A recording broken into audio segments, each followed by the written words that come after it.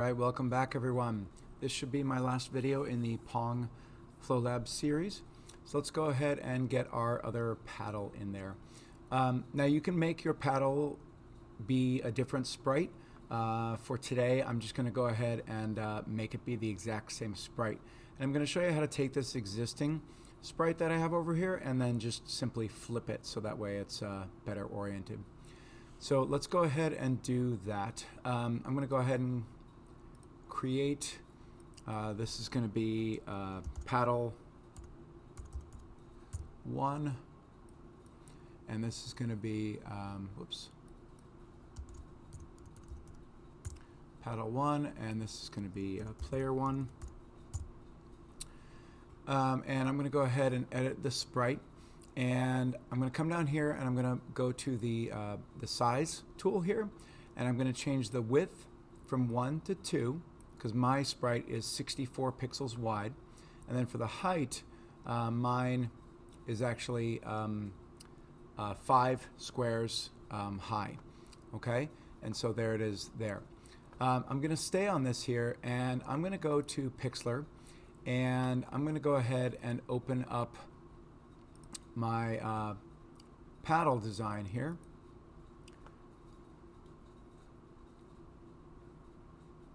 Oops, and actually that's the wrong one. Okay, so this is my player that's over on the right hand side. So now what I want to do is flip it and then save it as paddle number 1. So the real easy thing to do here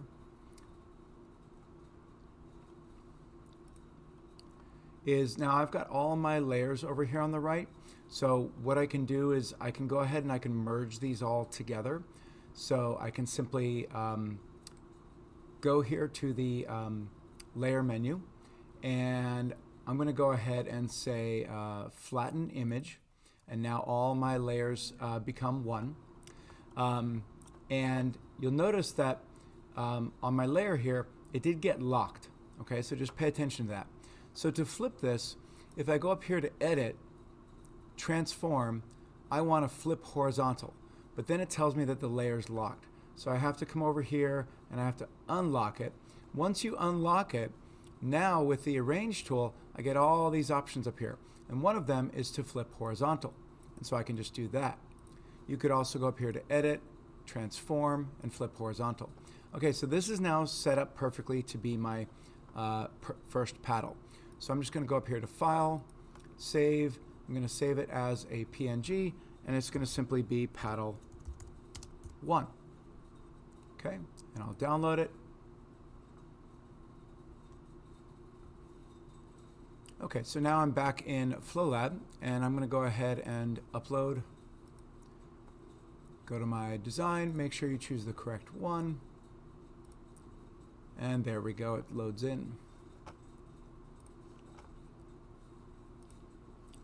Press OK. Alright, good. So now I'm going to go through and I'm going to make sure that all of my settings and my code are correct. So I'm going to go here to the physics. I'm going to say is movable. I'm going to turn off affected by gravity, and I'm going to go ahead and make the shape, the collision shape, rectangle.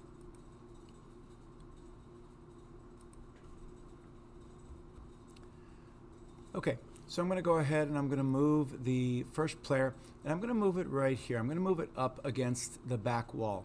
You'll notice how this other one over here is a little away from the wall, and the problem with that is that when the ball, if the ball gets caught behind, it ricochets back and forth and it builds up a whole bunch of points. So I don't want that. Now if you want that in your game, it's great, but it kind of looks like a glitch. So I'm going to want to make sure that the paddles are kind of right up against the walls there. So I'm going to go to the first paddle, edit behaviors, and I'm going to add in an always trigger, and then I'm going to go to logic and math and go to number, and then I'm going to go to the properties, and I'm going to choose the position, and this is going to lock it to a certain position. So I'm going to drag it from the out to the set, and then from the out here it's going to go to the X. Okay, so that's going to lock it on the X axis. Okay, so that way it can't move left and right on the x-axis. It just locks it in there. So now I have to figure out where does it need to go. Now on mine, my sprite is 64 pixels wide. So right here with the number, I'm going to either type in 32 for 32 pixels or 64. So you can try it and you can maybe get it wrong. I'm going to try typing in 64 and show you what happens. Okay, so as I press play, watch what happens to that left paddle. And you'll see that it stays there and it starts in the correct position, so that works. Okay, now let me show you what would happen if I had that set to 32.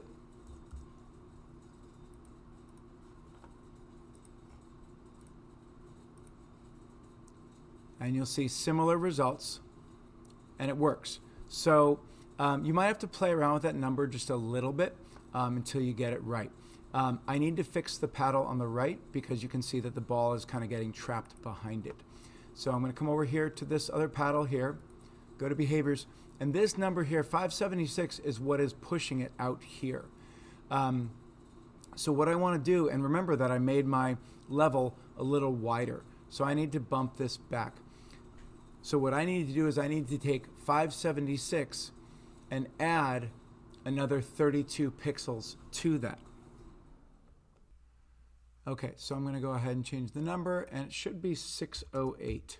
Let's try that.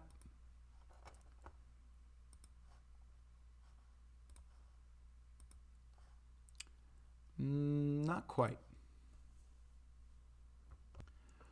Okay, so the solution is I was just off by another 32 pixels, so I just came back here and changed it from 608. I changed it to 640.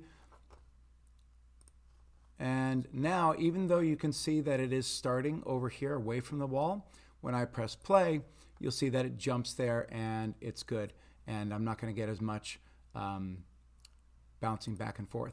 So I'll just go ahead and place it back here just so it looks pretty good. Okay, so that looks pretty good there. All right. So now to finish up, I want to give controls to the first paddle. Now we do have two paddles in here, so technically it is multiplayer. It's not true multiplayer. What I discovered is that this type of game, Pong, has some things in it that doesn't really work terribly well with true multiplayer, and maybe it's just me. But what we're going to set up in this version of Pong is that it's going to be two people playing, and the right paddle is going to control it with the mouse. The left paddle is going to control it with the keyboard. So let's go ahead and set that up. In another tutorial that I'm going to go ahead and make, it's not going to be related to Pong, but it's going to show you how to do multiplayer, true multiplayer in FlowLab. And that's where you can truly play your game with another person that's, in your house or in the same city or state, or in a whole nother country. So that's going to be a true multiplayer and have the ability to do more than two players if you want. And so I will make that tutorial very soon. Okay, so let's go ahead and set this up. So I'm going to select the paddle, the first paddle, go to Edit, Behaviors, and now I want to go ahead and I want to add in two keyboard triggers. So press it twice. For the first key, you could make this the up arrow and the down arrow. You could make it the W and the S key, whatever you're comfortable with. I'm going to go ahead and do the up arrow, and then I'm going to make this the down arrow. Those just make sense. Then you're going to want to go to Logic and Math, add two number blocks.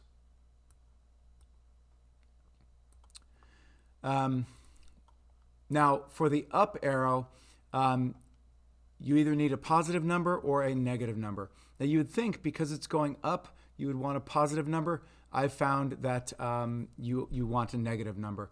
So I'm going to go ahead and make that about -10.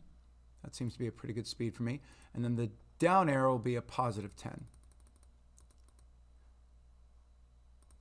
Okay, and then you want to make sure that from the keyboard you're going from the down output to the in input. There we go.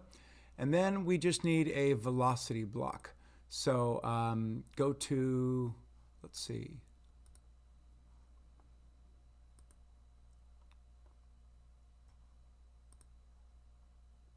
there we go, the properties, and you're going to go from the out, it's going to be connected to the y-axis, and there we go there.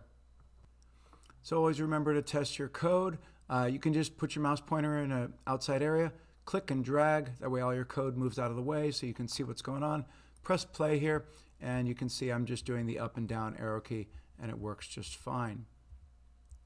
Okay, so now the only thing left remaining is that the ball goes underneath the net. It's very subtle, but it's something you want to take care of. And we don't really have a win scenario, so the game just goes on forever. If you wanted to set up a win scenario, you could set that up where it says that when a score equals 20 or 30 or whatever, then it goes to another game level and it says you win or player one wins or something like that. I'm not going to do that in this tutorial because I'm trying to make this similar to classic Pong, which just sort of went on forever. So let's go ahead now and fix the ball and the net. So if you click on your net, you'll see right here it says display order and it's set to 1. We want to make sure that the ball's display order is higher than 1. So I'm just going to click on that, set it to 2, and now when I press play, you'll see that the ball now goes over the net and it works. Okay, that's pretty much it. The only thing now is how do you then share this with other people, and that would be really simple. You could just go here to My Games when you log in. You would then find your game and you would click on Copy Shared URL. Once you have that copied, you could then go ahead and share it via email. You could share it via social media, you name it, and somebody could play. Now, remember, this is not a true multiplayer game. This is for two people sitting next to each other, one person using the mouse and one person using the keyboard. So unfortunately, it's not true multiplayer, but it does have the capability to have multiple people playing. My next video will include true multiplayer. It'll be more of like a platformer puzzle solving game where it'll be all set up. And I will see you in the next video. Thank you very much, everyone.